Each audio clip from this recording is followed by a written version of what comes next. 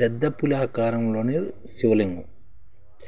చాలా వాగ్రేశ్వరుడే వాగ్ర రూపంలోనే ఈశ్వరుడే ఉన్నాడనమాట. ఇది ఏకాదశ రుద్రులుగా పేరు పొందిన ఈశ్వర రూపాల్లో 9 కోనసీమ జిల్లాలోని అంబాజీపేట మండలంలోని కొలువుదీరనమాట. వాటిలో ఈశ్వరుడు స్వయంగా వెలిసి ఎంతో మహిమ కలిగిన ఈ క్షేత్రాన్ని సందర్శిస్తామన్నమాట. అదే ఈ వాగ్రేశ్వరం. ఎంతో మహిమ కలిగిన ఈ క్షేత్రాన్ని సందర్శించి పాప విముక్తి మనకి వస్తుంది అన్నమాట. పాప విముక్తి కలుగుతుంది. వీటన్నిటికీ అత్యంత శక్తిమైన క్షేత్రంగా వాగ్రేశ్వరుని, అంటే ఇప్పుడు ఏకాదశి రుద్రులుగా పేరు పొందిన ఈశ్వర రూపాలు 9 కోనసీమ జిల్లా అంబాజీపేటలో ఉన్నమాట. వీటన్నిటిని మనం సందర్శిస్తాం. కానీ వీటిలోని వాగ్రేశ్వర రూపంలో శ్రీ బాల త్రిపుర సుందరి సమేత వాగ్రేశ్వర స్వామి ఆలయం ప్రసిద్ధి చెందినమాట. అంటే వీటిలన్నిటి కూడా అతి శక్తివంతమైనది. ఏంటంటే ఏకాదశి రుద్రులుగా పొందిన ఈశ్వర రూపాలు 9 కోనసీమలో ఉన్నాయన్నమాట. ఏకాదశి రుద్రులు అనమాట. ఇందులోని వాగ్రేశ్వరంలో ఉన్న శ్రీ బాల త్రిపుర సుందరి సమేత శ్రీ వాగ్రేశ్వర స్వామి ఆలయం ప్రసిద్ధి అనమాట.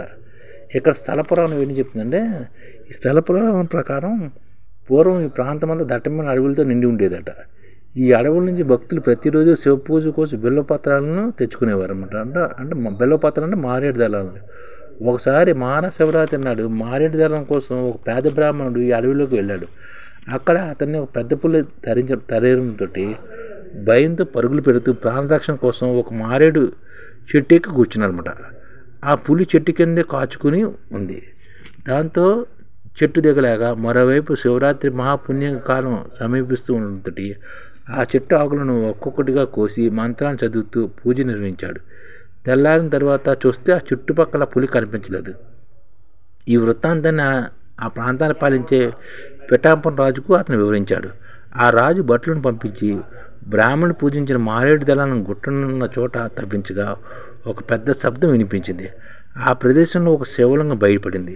మహాశివరాత్రి రోజున పరమశివుడే వాగర రూపంలోని పెద్ద పులి రూపంలో వచ్చాడని అందరూ భావించారు. ఆ తర్వాత రాజా కళలోని శివుడు సాక్షాత్కరించి ఆ వృత్తాంతాన్ని గుర్తు చేశాడు. అప్పుడు రాజు ఆ ప్రదేశంలో ఒక ఆలయాన్ని నిర్మించి నిత్య ధూప నైవేద్యం తగిన ఏర్పాట్లు చేశాడు.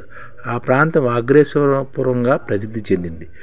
నాటి నుంచి నేటి వరకు ఇక్కడ వాగ్రేశ్వర శివుడిగా పూజలు అందుకుంటున్నాడు. ఇంటింటికి ఆ పేరే ఎక్కువ పెడుతుంటారు వాగ్రేశ్వర గురించి.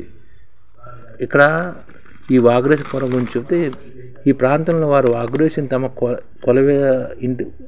ఇలవేలుపు కొలుస్తారు. నేటికి ప్రతి కుటుంబం తమ ఇంటి ప్రథమ సంతాన పేరులో తప్పనిసరిగా వాగ్రేశ్వరు అని లేదా వాగ్రి అనే పేరుని చేరుస్తారు. మరో విశేషం ఏంటంటే, భక్తులు తమ కోరికలు తీరడం కోసం ఆలయ ప్రాంగణంలో ఒక కొబ్బరి చెట్టును నాటుతారు.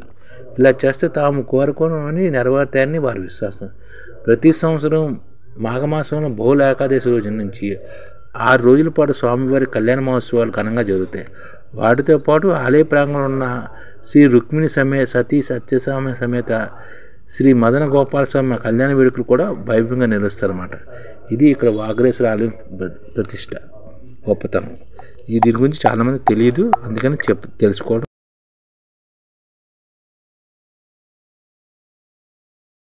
ఈ ఛానల్ ముఖ్య ఉద్దేశం ఏంటంటే, మన తెలుగు రాష్ట్రాల్లో 1 కోటి మందికి సంఘటిత రంగాల్లో ఏ విధంగా ఉద్యోగాలు ఇవ్వవచ్చు, కనీస నెల జీతం 30,000 వరకు ఏ విధంగా ఇవ్వవచ్చు, ఏ విధంగా చేస్తే ఉద్యోగాలు సృష్టించబడతాయో వివరిస్తూ ఈ ఛానల్ వీడియోలు వస్తాయి.